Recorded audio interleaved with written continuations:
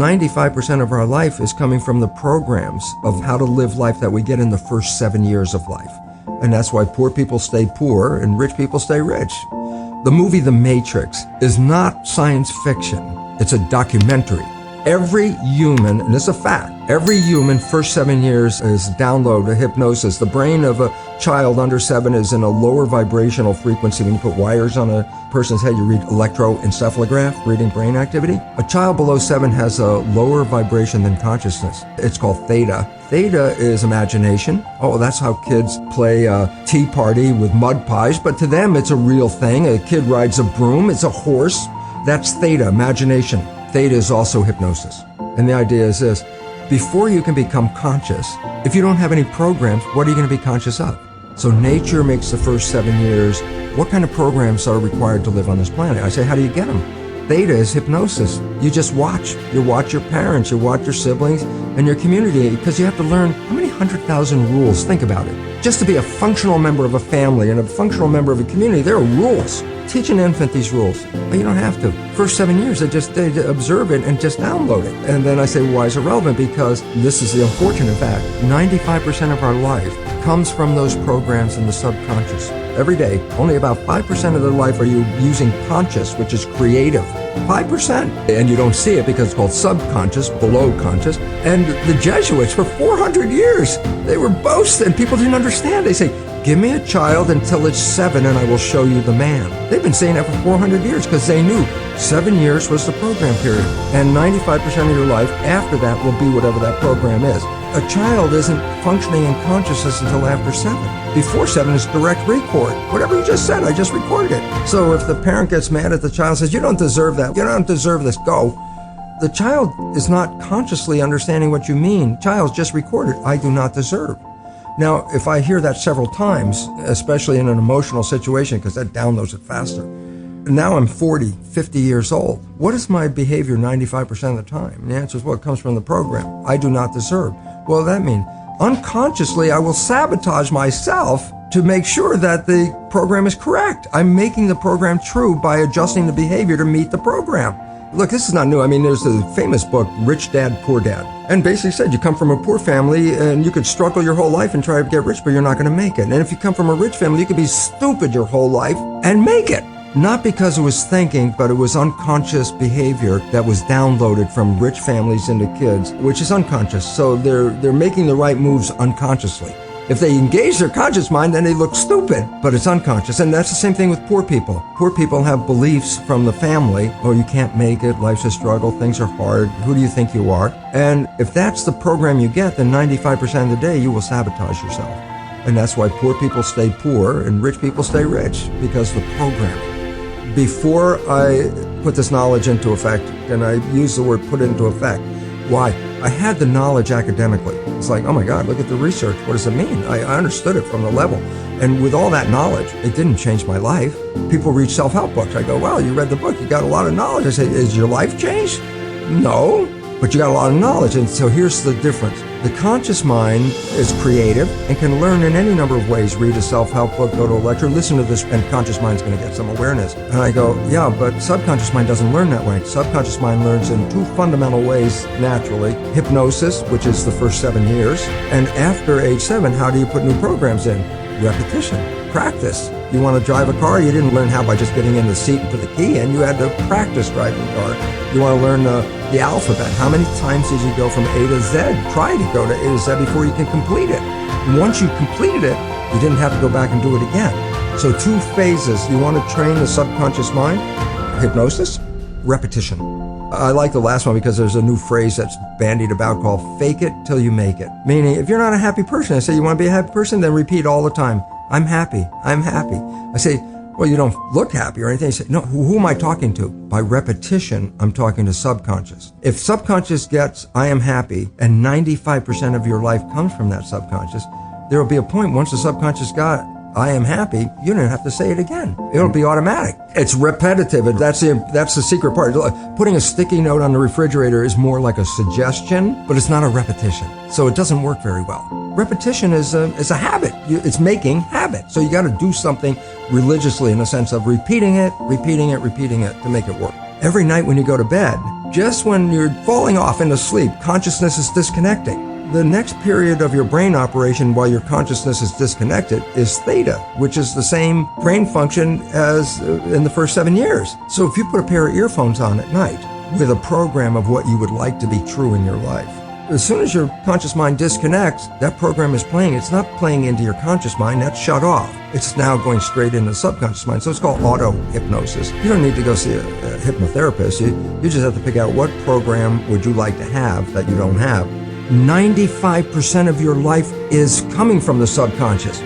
Your life is a printout of your subconscious behavior. Oh, so you don't have to try and think about what happened. I just say, look at your life. The things you like that come into your life come in because you have a program that supports them. But anything you struggle with, work hard at, put a lot of effort into making it happen, why you're working so hard, inevitably you have a program that doesn't support that conclusion and you're trying to override the program. So you don't need to do a lot of strength and psychology stuff. You just look at your life and say, where am I struggling? Because wherever you're struggling, inevitably it's a program in your subconscious that does not support that destination you've been looking for. I had to deal with the issue of teaching medical students and going into the classroom. Teaching conventional curriculum is the old genes control life story. And so I go in there and teach that to medical students. But when I'd go back in my lab and look at my research on stem cells, my research revealed conclusively that the environment in which the cells live determine genetic activity. So it's complete opposite of what I was teaching in medical school. And the difference is profound. The conventional story, almost everybody's programmed with genes turn on and off, and then they control the character of your life. And if you buy that story, which I did and which I was teaching, it really means that we're victims of our heredity. We didn't pick the genes as far as we know. You don't like the traits, you can't change the genes, and the genes appear to turn on and off by themselves. All of a sudden you see your life is not under your control, it's under the control of the genes. And a lot of people feel that way looking at their family history and going, oh my goodness, I might have the genes for cancer or whatever it is. Since consciousness is involved, if once I feed you with an idea that you are susceptible to something, look, I can feed you with an idea that this pill that we just got from the pharmaceutical company, it's the greatest, best thing for your issue. And I give you this pill and you get better. And then later you find out it was a sugar pill and everybody goes, yeah, that's called the placebo effect. And I go, what does it really mean? You didn't get healed by the pill, you got healed by the belief in the pill. Well, yeah, that's what placebo is all about. And at least minimum of one third of all medical intervention is, it's the placebo effect where the healing comes from. Everybody goes, yeah, I know about the placebo. I go, yeah, but that's a result of positive thinking. What about negative thinking?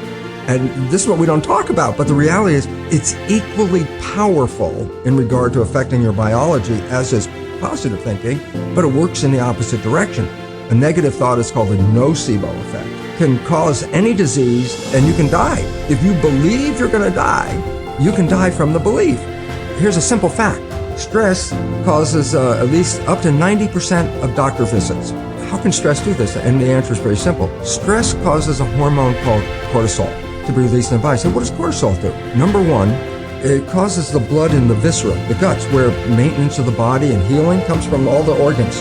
It causes the blood vessels to shut down because it pushes the blood to the arms and legs. What? Stress means you're ready to run, fight or flight. So you push the energy to where you need it, arms and legs. Well, where do you get it from? Well, you squeeze the blood vessels in the gut. Well, this is growth. The viscera is growth. That's what the organs are for. Arms and legs are for protection. If I'm in protection, I shut off growth. And more importantly, stress hormones shut off the immune system. The reason is just energy. The idea is if you're being chased by a saber-toothed tiger and you have a bacterial infection, how do you want to split the energy? How much energy you want to run away and how much you want to fight the with the immune system? The answer is the hell with the bacterium. I mean, if the tiger catches you, the bacteria is useless. It's meaningless, So when you're in stress hormones shut down the immune system to conserve energy. Does the immune system use energy? Of course. If you've ever been really sick, you never even got out of bed, you have no energy. And if you're in fight or flight mode, you need the energy to deal with the world. So stress hormones physically shut off the immune system. When you're under stress, that's when sickness starts to show up.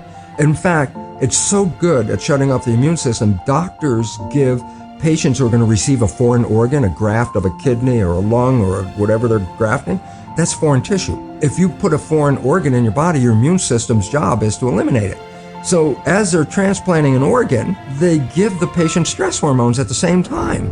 because stress hormones will shut off the immune system so the organ won't be rejected right away.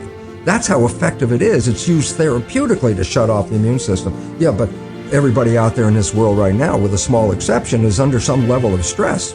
Every one of those people is dripping stress hormones continuously in their body, and those hormones inhibit the immune system, and the result is illness. And if you stop the growth, you say, yeah, but I'm an adult, I don't need to grow. And I say, yeah, but you have to replace hundreds of billions of cells that you lose every day. So we really have to watch out, because, as psychologists would tell us, 70% or more of our thoughts are negative and redundant, replaying the same negative thoughts. I go, if thoughts had nothing to do with it, fine. But thoughts, positive or negative, shape our biology, and all of a sudden it says, well, now it's time to wake up, because our negative thinking is manifesting a negative life experience. But it's not just me saying this. It was me saying this when I first started doing this work in 1970. And my research was repeatable every day. I could take stem cells are embryonic cells, so they have no potential until you put them in an environment. And then, depending on the culture medium, by the chemistry of the culture medium, I can make the cell become a muscle cell, change the culture medium, make the same cell become a bone cell, or change it again and make the same cell become a fat cell. And genetically, the cell is the same. It was the environment that I was changing.